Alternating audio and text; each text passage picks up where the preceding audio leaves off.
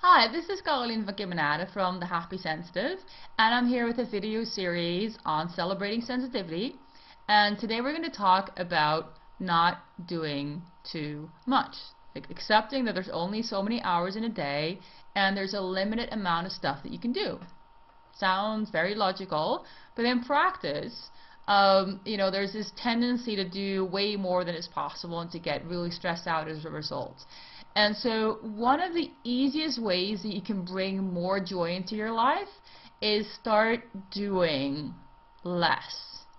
And all the other things I've been talking about in this video series come into play here, where it's about really making decisions from a place of what is really actually going on as opposed to what you hope is going on or would want to go on. And also, trusting yourself and really, not when you're trying to live your own life and please everybody else as well, you're going to be overrun with activities. And I think this is one of the main reasons why HSPs often have way too much to do. It's because there's this intuitive sense of knowing what is important for you and what makes you feel alive, and you want to make time for that, but you also want to keep everybody else happy. So instead of choosing and instead of saying no to certain things, you just do both. You decide, well, I'm going to do my own stuff and I'm going to do what everybody else wants me to do as well. And so you kind of double your workload. So that's a really, really dangerous thing to do, because it just, overload and stress, it sounds so innocent. It sounds like it's just one of those things, oh yeah, I'm just a little stressed. But stress is really just a sign that your body is just having way too much to handle. And when your body has way too much to handle, all kinds of other problems will start to arise, and you'll get all kinds of emotional anxieties and emotional stressors, and you'll also get all kinds of physical reactions. So one of the easiest ways that you can bring yourself back to balance is start to have an honest look at how much you're doing, and really honestly look at, is it actually possible? And start looking at the things that you're doing because you think you're supposed to be doing them or because other people want you to do them, and start to see what are the things that you're actually doing because you want to do them, because you think they're really important, for you and for what you're believing in and what you're standing for. And those could be very well be services that you're doing, but there's a difference between offering a service and doing something for people because they think it's important, as opposed to doing something because you think it's important. You could be running a community event for other people, but from a place of knowing inside that that's really what brings you joy to offer this as a service. And that's a very different kind of process. And if you're doing it because you're kind of being pressured to do it and nobody else wants to organize it, and you think it would be a great thing to have, and even though you don't really enjoy it that much, you also don't really mind, so you said yes, you do it, right? So super, super simple, but also, it sounds way easier to say it than it is, of course, to put into practice. But really start looking at how much you're doing and looking at, is it actually humanly not just possible, but is it healthy to do so much? Because the other area we often get stuck in is thinking, oh, but I can manage it. Yeah.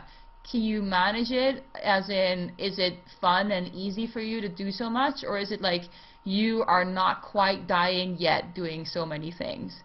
There's a big difference, okay? You want to scale back to a point where you're actually happy and comfortable with the amount of work that you're doing, because there's always going to be emergency stuff that you're going to have to deal with. Even if you've organized your life in a way where you're really comfortable with the amount of stuff that's going on, there's always going to be these peak moments where suddenly something happens out of the blue and you're going to have to take somebody to the hospital, or you suddenly have to, I don't know, there's unexpected events that take time, that take energy.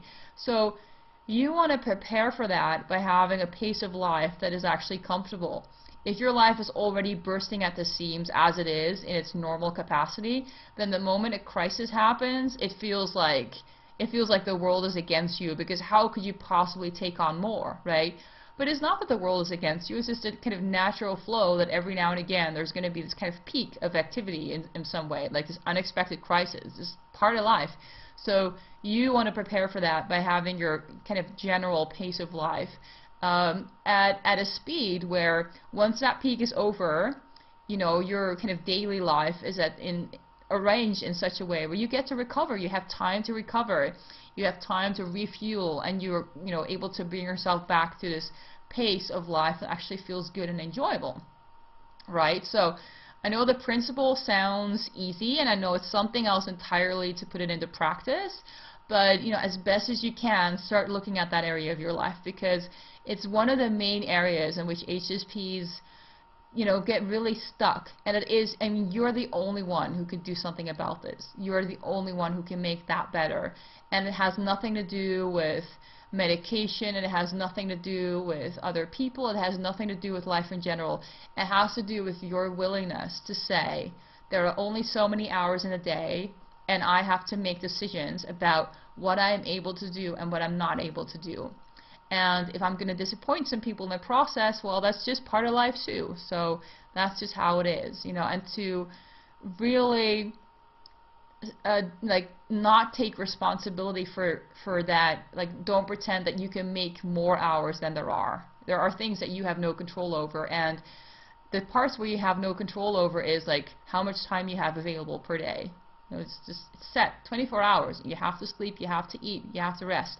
You have a sensitive body which requires a certain kind of maintenance, you know. So like even if you did your best to be super efficient, there's still so much time you need to decompress and to take care of yourself.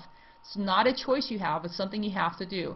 So, you know, start looking at your schedule in that way in terms of non-negotiables. Like this is non-negotiable, this is non-negotiable. If I'm really honest, this is non-negotiable too. And that leaves me with this many hours and this, you know, this much space in which I can be really creative about how I divide my time, and where I get to make decisions about whether I do stuff, you know, because I think it's important, or whether I do stuff because other people think it's important.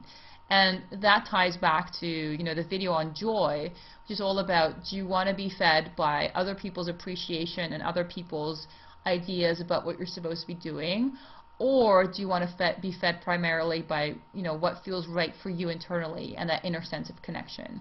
So, you know, those are all choices you can make, but it's important to, you know, just kind of let go of the idea that you can make more time for things and that you can somehow squeeze in more activities into your day, because there really, really is a limit, and it's super important to honor that.